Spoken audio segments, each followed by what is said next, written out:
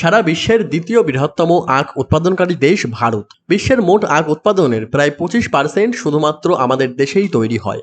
অথচ আজকের দিনে দাঁড়িয়ে গোটা ভারতবর্ষে চিনির দাম এক ধাক্কায় 70 টাকা কেজি ছাড়িয়ে গেছে। কিন্তু প্রশ্ন হলো, এত আখ উৎপাদন হওয়ার পরেও চিনির দাম কেন মধ্যবিত্তের নাগালের বাইরে চলে যাচ্ছে? এর উত্তরটা আমার আপনার সকলের জানা। নিতিন গডকরির প্রিয় জ্বালানি ইথানল। ইথানল তৈরির মূল উপাদান হলো আখের রস। ফ্যাক্টরিতে প্রথমে আখ থেকে রস বের করা হয়। এরপর সেই আখের রস থেকে অশুদ্ধি দূর করে আখের রসের মধ্যে ইস্ট যোগ করে দেওয়া হয়। এই ইস্ট চিনিকে ভেঙে ইথানল এবং কার্বন ডাই অক্সাইড তৈরি করে। এই প্রক্রিয়াটিকে বলা হয় ফার্মেন্টেশন। তারপর ফার্মেন্টেশন থেকে পাওয়া ডাইলিউট অ্যালকোহলিক লিকুইডকে ডিস্টিলেশন করে ইথানল তৈরি করা হয়। বর্তমানে ভারতবর্ষে প্রতিদিন প্রায় 3 কোটি লিটার ইথানল উৎপাদন করা হয়।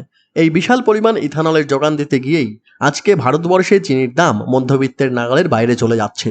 কথা ছিল ইথানল মিশ্রিত পেট্রোল বাজারে এলে পেট্রোলের দাম আগের তুলনায় অনেক সস্তা হবে, কিন্তু হয়েছে ঠিক এর উল্টো।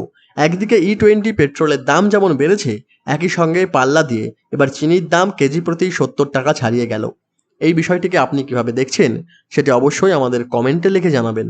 এরকম আরও ইন্টারেস্টিং ফ্যাকচুয়াল ভিডিও দেখতে হলে অবশ্যই আমাদের চ্যানেলটিকে সাবস্ক্রাইব করতে ভুলবেন না। ধন্যবাদ।